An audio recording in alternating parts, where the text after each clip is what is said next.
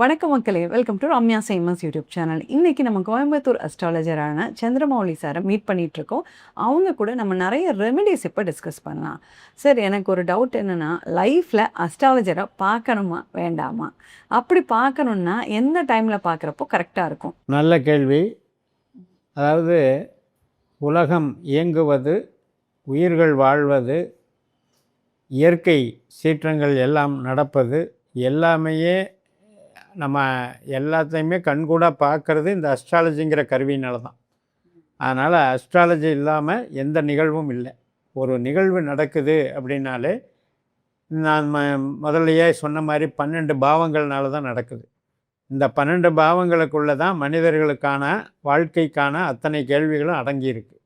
அதனால் பிறந்த உடனே, ஒரு குழந்தை பிறந்த உடனே அந்த குழந்தையினுடைய எதிர்காலம் முக்கியமாக 5 ஃபேக்டருங்க.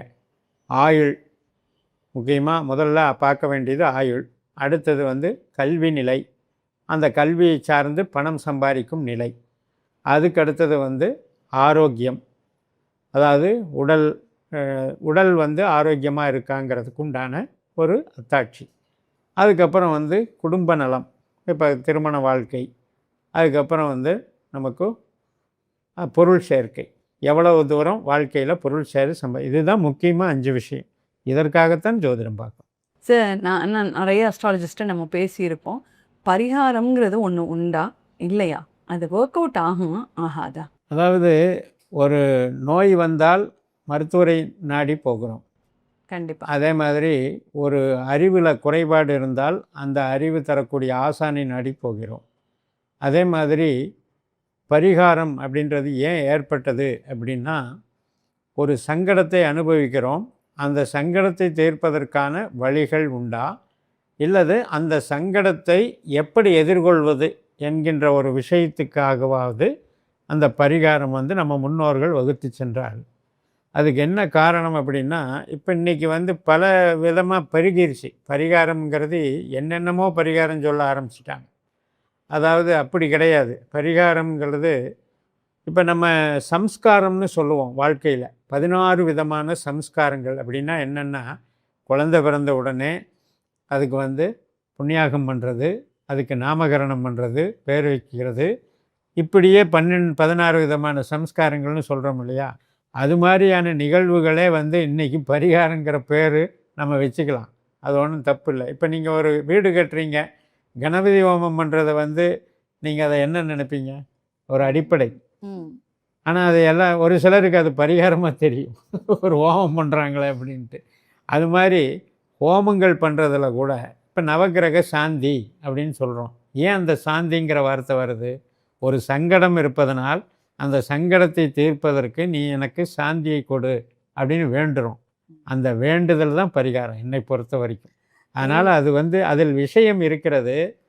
ஆனால் எதுக்கு எடுத்தாலும் இப்போ ஒரு மருத்துவர்கிட்ட ஒரு சாதாரண நோய்க்கு மருத்துவம் பார்க்குறதுக்கும், ஒரு தீர்க்க முடியாத நோய்க்கு மருத்துவம் பார்க்குறதுக்கும், ஒரு டேஞ்சரஸான ஒரு நோய்க்கு போய் மருத்துவம் பார்த்து பிரச்சனை ஆகிறதுக்கும் வித்தியாசம் இருக்குது இல்லையா?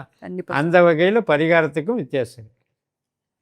அதாவது சார், எங்கள் ஊர் பக்கம் ஒன்று சொல்லுவாங்க சார், தேவக்கோட்டை பக்கம் ஏதாவது டெத் அந்த மாதிரி ஆயிடுச்சுன்னா அந்த கெட்டதோடு விட மாட்டாங்க, கிரேக்கியம்னு சொல்லி ஒன்று பண்ணுவாங்க. அதாவது என்னென்னா, ஒரு பேட் ஈவெண்ட்டோட சொந்தக்காரங்கெல்லாம் வீட்டை விட்டு வெளில போவேன்னா கிரேக்கியம்னு ஒரு நல்ல ஈவெண்ட் வைக்கிறோம், இது ஒரு பாசிட்டிவிட்டின்னு சொல்லி சொல்லுவாங்க. ஆனால் சில நேரங்களில் இப்போ நம்ம டியூட்டிங்கிறதே பரிகாரமாக மாறிடுச்சு. இன்னொரு விஷயம் என்னென்னா, நம்ம வீடு கட்டுறோம் அப்படின்னா என்ன அர்த்தம்? நம்ம ஒரு ரொக்கத்தை சேர்த்து வைக்கிறோம், அந்த ரொக்கத்தை வச்சு வீடு வாங்குகிறோம், வீடு கட்டுறோம். ஸோ நம்மக்கிட்ட இப்போ கொஞ்சம் காசு வந்துருச்சு. இப்போ அந்த காசை இந்த சொசைட்டியில் 4 பேர்கிட்ட டிஸ்ட்ரிபியூட் பண்ணோம். அதுக்கொன்னே நம்ம கிரகப்பிரவேசம், கணபதி ஹோமம்னு வைக்கிறோம். கணபதி ஹோமம் வைக்கிறோம், அப்போ அந்த ஐயருக்கு கொஞ்சம் கொடுப்போம்.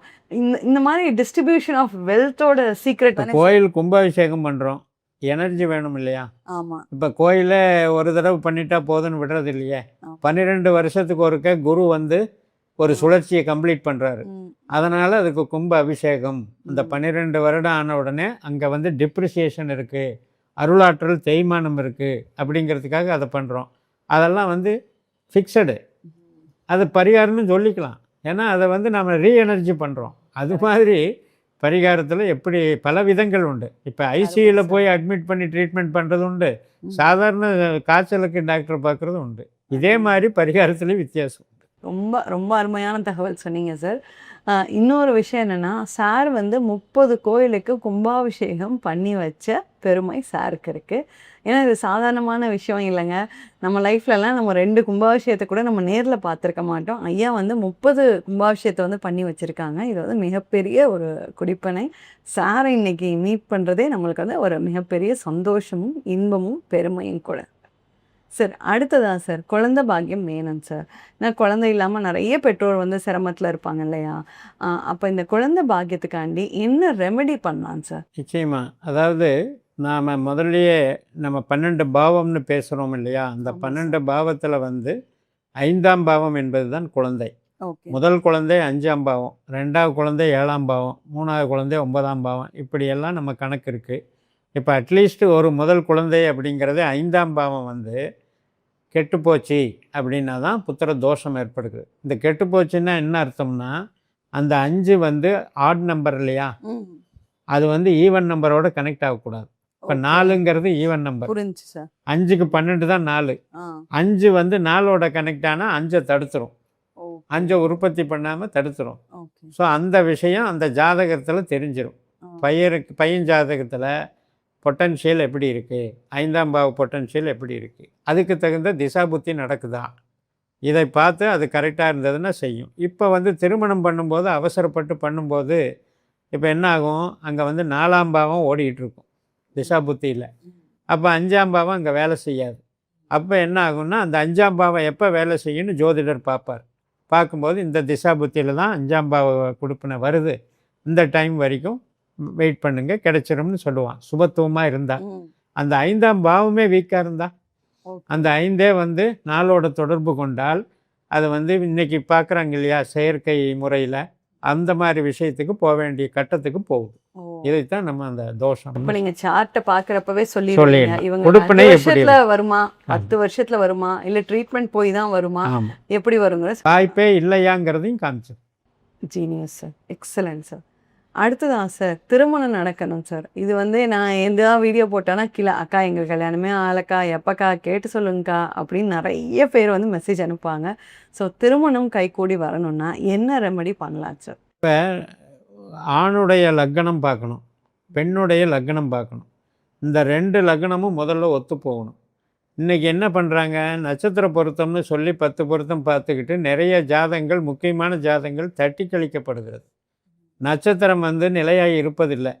இப்போ நீங்கள் என்ன நட்சத்திரமாக இருக்கீங்களோ, பிறக்கிறீங்களோ, அந்த நட்சத்திரத்தில் நீங்கள் இருக்கிறதில்ல. திசை மாற மாற நட்சத்திரம் மாறி இருக்கு. அப்போ லக்னம் தான் நிலையானது. அதனால் லக்ன பொருத்தம் பார்க்கணும். அந்த லக்னத்துக்கு 7ஆம் பாவ கொடுப்பினைன்னு ஒன்று இருக்குது. இப்போ நான் எப்படி புத்திர பாக்கியத்துக்கு odd number even number connection சொன்னனோ, அது மாதிரி இங்கே வந்து 7ன்றது ஆட் நம்பர். கணவன் அல்லது மனைவி ரிலேஷன்ஷிப்பு ஆட் நம்பர். அது 6, 12 தொடர்பு இருந்தால் அது கேன்சல் ஆகிடும். ஓகே. அப்போ ஒரு விஷயம் பண்ணி கெடுக்க வேண்டி இருந்தாலும் அது நடந்துடும். ஒரு திருமணமான இது டைவர்ஸ் ஏன் வருது? 7, 6, 12ஓட தொடர்பு இருந்தால் அது வந்து தீர்ந்துடுது, அதாவது பிரிவினை ஆகிடுது. இந்த 7ஆம் பாவ கொடுப்பினை என்பது ஆண் ஜாதகத்திலையும் பெண் ஜாதகத்திலையும் பார்க்கும்போது, இப்போ 7ஆம் பாவம் ஒரு லக்னத்துக்கு குருவாக வருதுன்னு வச்சுக்குவோம். அந்த குரு வந்து பெண் ஜாதகத்தில் கெடுக்கிறவராக இருக்கக்கூடாது. அதாவது அவர் 4ஆம் பாவத்துக்கோ 8ஆம் பாவத்துக்கோ அதிகாரியாக வந்தால் இவருக்கும் அவங்களுக்கும் பொருந்தாதுன்னு அர்த்தம். அதாவது கேரக்டர் ஒத்து போவாதுன்னு அர்த்தம். ஓகே. அப்போ 7ஆம் பாவ குருவானவர் அங்கே சுபத்துவம் பெற்றால் அந்த பெண்ணை மணக்கலாம். அதே மாதிரி பெண்ணுக்கு ஒரு சுக்கிரனை காட்டுதா, அந்த 7ஆம் பாவம் இவங்க சுக்கிரன் வந்து ஒற்றைப்படை பாவத்தோடு தொடர்பு கொண்டால் அதை மேட்ச் பண்ணலாம். இப்போ ஆண்களுக்கு வந்து சுக்கிரனை பார்க்கணும், பெண்களுக்கு வந்து செவ்வாயை பார்க்கணும். இப்போ சுக்கிரன் வந்து நெகட்டிவாக போயிடுச்சு அப்படின்னாலும், 7ஆம் பாவம் கெட்டு போச்சுன்னாலும் கல்யாணமாகாமல் ஆண்கள் அவதிப்படுகிறார்கள். அதே மாதிரி பெண்களுடைய லக்னத்துக்கு 7ஆம் இடத்துக்கு உண்டான கிரகம் வந்து இந்த மாதிரி 6, 12 தொடர்பு இருந்தாலும் தாமதமாகிறது. இதுக்கு என்ன பொது ரெமெடியாக என்ன பண்ணலாம் சார்? பொது ரெமெடிங்கிறது அவங்கவங்க ஜாதகத்தில் 7ஆம் பாவ கிரகம் எதுன்னு பார்க்கணும். Okay sir. இப்போ அதை பார்க்காம பொது ரெமெடி சொல்லி பிரயோஜனம் இல்லை. அந்த கிரகம் எதுவோ அந்த கிரகத்தினுடைய வழிபாடுன்னா விருப்பப்பட்டால் வழிபாடு பண்ணலாம், இல்லைன்னா அந்த இயக்கத்தை வந்து ஆக்டிவேட் பண்ணலாம். இப்போ ஒன்றும் இல்லை, புதன் வந்து ஒரு கிரகமாக வருதுன்னு வைங்க. இப்போ அந்த புதனுக்கு ஒன்றும் இல்லை, நம்ம ஸ்கூல் ஸ்டூடெண்ட்ஸுக்கு ஏதாவது பண்ணால் கூட வேலை நடக்கும். ஓகே. கோயிலுக்கே போகணுங்கிறது இல்லை. புரிஞ்சு சார். அப்போ புதனை வந்து ஆக்டிவேட் பண்ணணும். புதனுடைய ஆக்டிவேஷன் எங்கே இருக்குது? ஆயில்யம், கேட்டை, ரேவதியில் இருக்குது. ஆயில்ய நட்சத்திரம் என்ன சொல்லுது? ஆதிசேஷனை குறிக்குது. கேட்டை நட்சத்திரம் என்ன சொல்லுது? இந்திர பகவானை குறிக்குது. அதே மாதிரி பிராய் மரம்னு சொல்கிறது கேட்டை. ஆயில்யம்ங்கிறது புன்னை மரம். புன்னை நல்லூர் மாரியம்மன் போகலாம். கேட்டை திருப்பராய்த்துறைக்கு போகலாம். அதே மாதிரி ரேவதி நட்சத்திரம். ரேவதி நட்சத்திரம் என்ன சொல்ல வருது? யானையை குறிக்குது மிருகத்தில். பூஞ்சோலையை குறிக்குது, ஓடத்தை குறிக்குது. இது மாதிரி சிம்பல்கள், இது மாதிரி மரங்கள், இதையெல்லாம் கூட நம்ம ஆக்டிவேஷன் பண்ணலாம். பொதுவாக பிள்ளைங்க பிறக்கணும். இப்போ வந்து நீங்கள் வந்து சேர்க்கைகளில் ரொம்ப தெளிவாக அழகாக சொல்லியிருக்கீங்க. இப்போ நாங்கள் ஏதாவது ட்ரை பண்ணி பார்க்குறேன் சார், எங்களுக்கு வசதி இல்லை அவங்கக்கிட்ட அப்பாயின்மெண்ட் வாங்குறதுக்கு அப்படின்னா, அவங்க என்ன ஜஸ்ட் ட்ரை பண்ணி பார்க்கலாம்? ஜாதக ரீதியாக பார்க்குறது தான் கரெக்டு. முதல்ல வந்து கன்சல்ட்டிங் வந்து கண்டிப்பாக எடுத்தே ஆகணும். சரி. அப்படி இல்லாமல் நீங்கள் வந்து பொது வெளியில் வந்து மொத்தமான பலன் அப்படிங்கிறது ஒர்க் ஒர்க் அவுட் ஆகாது. சரி சார். திருச்செந்தூர் வந்து புத்திரத்துக்கு நல்ல ஸ்தலம்னு சொல்கிறோம். திருச்செந்தூர்லேயே குழந்தை இல்லாதவங்களுக்கு எந்த ஸ்தலத்தை சொல்கிறது?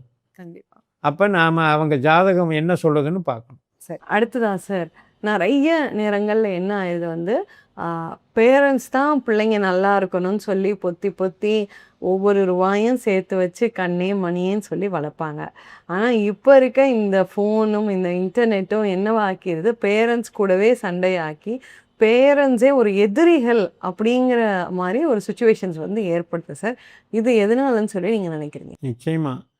ஏன்னா நவீன காலம் மாற மாற எல்லாமே மீடியா கையிலையும் எல்லாமே வந்து உங்களுக்கு மின் சாதனங்கள், கருவிகள் சார்ந்து போயிடுது. இன்றைக்கி டெக்னாலஜி வளர வளர அதை யார் வளர்க்குறாருன்னா ராகுவும் கேதுவும் தான். ராகு தான் அட்வான்ஸ்டு டெக்னாலஜி. அந்த ராகு வந்து நல்ல வழியில் போனால் இம்ப்ரூவ்மெண்ட்டை கொடுக்குறாரு. அதே ராகு கெட்ட வழியில் போனால் ரொம்ப ரொம்ப பிரச்சனையும் உண்டாக்குறார், தீவிரவாதியாக மாறிடுறார். அதே மாதிரி கேது கிரகம் துண்டிக்க செய்கிறார். கேதுன்றது கத்திரிக்கோள் மாதிரி கட் பண்ணிகிட்டே இருப்பார். பாம்பினுடைய வால். ராகுன்றது பாம்பினுடைய வாய். ஸோ இது மாதிரி ராகு கேதுகளுடைய தாக்கம் இந்த காலத்தில் வந்து நவீன காலத்தில் அதிகமாகிட்டு வருது. ஸோ இதன் காரணமாக தான் பெற்றோர்கள் அமைப்புகளில் வந்து குறைபாடுகள் ஏற்படுது. இப்போ அவங்களுடைய ஜாதகத்தில் 9ஆம் இடம் அப்படிங்கிறது தான் தெய்வ அனுகிரகம், 5ஆம் இடம் அப்படிங்கிறது தான் நல்லொழுக்கம். இந்த 5, 9 தெய்வ அனுகிரகம் நல்லா இருந்ததுன்னா இந்த மாதிரி பிரச்சனைகள் வராது. இது மாதிரியெல்லாம் சீர்குலைகிறதுக்கு என்ன காரணம்ங்கிறது அவங்க ஜாதகத்தில் கண்டிப்பாக அது காமிச்சு கொடுத்துரும். இப்போ ஒருத்தருக்கு முன் பரம்பரை இருக்கு இல்லையா, 3 ஜென்ரேஷனுக்கு முன்னால் ஒரு நிகழ்வுகள் நடந்து அதனுடைய தாக்கம், அதனுடைய சாபங்கள், பெண் சாபங்கள் இதெல்லாம் தொடர்ந்து வரலாம். அதை வந்து அந்த ஜாதகத்தில் நம்ம ஐடென்டிஃபை பண்ணுறோம். பண்ண பிறகு நமக்கு அதுக்கு வந்து ரெமெடி சொல்கிறோம். இல்லை இவங்க வந்து இப்போ தகப்பனே எதிரி ஆகணும்னு விதி இருந்தால், இப்போ நான் சொன்ன மாதிரி ஒரு லக்னப்புள்ளி 9வது லக்னப்புள்ளி, 9ங்கிறது தகப்பன், 4ங்கிறது தாய். இந்த 9, 4, 8, 12ஓட கனெக்ட் ஆனால் இவங்களுக்கு தாய் தந்தையே பகை. அந்த ஜாதகத்திலேயே அங்கே விதி கொடுக்கப்பட்டிருக்கு. அப்படி இதை வந்து நம்ம மாற்ற முடியாது. ரொம்ப ரொம்ப அருமையான விளக்கம் வந்து சொன்னீங்க சார். சார் சொல்கிற கான்செப்ட் என்னென்னா, பொதுவாக வந்து நம்ம ரெமெடி சொல்கிறத விட நீங்கள் உங்கள் சார்ட்டை கொண்டு வந்தீங்கன்னா எக்ஸாக்டாக ஆக்யூரேட்டாக உங்களுக்கான ரெமெடி கண்டிப்பாக சொல்ல முடியும் அப்படின்னு சொல்கிறாங்க. அடுத்ததாக சார், கடன் பிரச்சனை சார். இப்போ கடன் இல்லாதவங்களே வந்து இந்த உலகத்திலே இல்லை. ஸோ ஆனால் இந்த கடன் பிரச்சனை வந்து ரொம்ப அளவுக்கு மீறி போகிறப்ப அது வந்து மிகப்பெரிய சங்கடங்களையும் துயரத்தையும் ஏற்படுத்தும் சார். இந்த கடன் பிரச்சனை இருக்கிறவங்களோட ஜாதகம் எப்படி இருக்கும்? அவங்க வளர்ந்து வரக்கூடிய சூழ்நிலைகளில் திசாபுத்தியில் 6ஆம் பாவம், 8ஆம் பாவம், 12ஆம் பாவம் வேலை செய்யும்போது தான் இந்த கடன் ருணரோக சத்துருன்னு சொல்கிறோம், அது வந்து ஏற்படுது. அந்த பாவ நட்சத்திர கிரகம் அப்படின்றது எந்த அளவுக்கு பாதிக்கப்பட்டு திசை நடத்துதோ அந்த திசையை வந்து நாம் முன்கூட்டியே அறிஞ்சிக்கிட்டோம்னா, இப்போ நீங்கள் கேட்டிங்க இல்லையா ஜோசியம் எப்போ பார்க்கலான்னு, இப்போ ஒரு குழந்தையிலேயே அங்கே பார்க்கும்போது ஒரு திசைக்கும் ஜோதிடத்தை பார்க்க நாம் வந்து அப்டேட் பண்ணிகிட்டே வரலாம். அப்போ ஒரு தொழில் ஆரம்பிக்கிறதுக்கு முன்னால் கடன் வாங்கி ஆரம்பித்தா இது தப்பு, சரி வராது அப்படிங்கிறத ஜோதிடர் சொல்லிடுவார். வருமுன் காப்போம் அப்படின்ற ஆஸ்பெக்டில் பார்த்தா ரொம்ப ரொம்ப நல்லது. அதையும் மீறி இவங்களை வந்து ஒரு பிரச்சனையை விழுந்துட்டு அதுக்கப்புறம் ஜோதிடர்கிட்ட வர்றாங்க, எனக்கு இவ்வளோ லாஸ் ஆகிடுச்சு. இப்போ எனக்கு தெரிஞ்ச கிளைண்ட்ஸ் வர்றதெல்லாம் வேலையில் பல கோடிகள் சம்பாதிக்கிறாங்க, வேறு ஏதோ விஷயத்தில் கூட்டு தொழிலில் போய் பல கோடிகள் இழக்கிறாங்க. இப்போ இதெல்லாம் அந்த முடிவு எடுக்கிறதுனுடைய காரணம் தானே. அவங்களா தன்னிச்சையாக ஒரு முடிவு எடுத்ததுனால அதை லாஸ் பண்ண ஷேரில் விடுறாங்க. இதெல்லாம் ஏன் நடக்குது அப்படின்னா, ஜாதகத்தில் நமக்கு இது ஒத்து வருமா, இது ஒத்து வராதா, பாவம்தான். இப்போ 5ஆம் பாவம் 2, 10 தொடர்பு இருந்தால் ஷேரில் பணம் சேரும். 5ஆம் பாவமே சரியில்லை, 4, 12 4, 8 போச்சுன்னு வைங்க, நஷ்டப்படணும். பொதுவாக ஒருத்தருக்கு 8, 12 ஆகாதுங்க. ஓகே. இந்த 8ங்கிறது தடை, தோல்வி, விபத்து, கஷ்ட நஷ்டம் 8ஆம் பாவம். 12ங்கிறது இருக்கிறதையெல்லாம் இழக்கிறது. இந்த 2 பாவங்கள் எந்த பாவத்தோட தொடர்பு கொள்ளுதோ அதன் ரீதியாக கஷ்ட நஷ்டப்படுறாங்கங்கிறது காமிச்சு கொடுத்துரும். அப்போ ஆரோஸ்கோப்பை அட்வான்ஸாக பார்க்குறது நல்லது தாங்கிறது தான் என்னுடைய முடிவு. அதில் கரியர் அப்படிங்கிறது 2, 6, 10. 2ங்கிறது பணம், 6ங்கிறது வேலை, 10ங்கிறது வளர்ந்து ப்ரொமோஷன் அடைகிறது. இந்த 3 பாவங்கள் 1, 5, 7, 9, 11 இது மட்டும் ஒருத்தருக்கு வேலை செய்யுதுன்னா அவங்க லைஃப் லாங் ஆரோக்கியமாக இருப்பாங்க. ஆனால் அது மட்டுமே வேலை செஞ்சால் காசு. 5ஆம் இடம் 8ஆம் இடத்தோடு தொடர்பு கொள்ளும்போது அசிங்க அவமானம் ஏற்படுத்திடும்.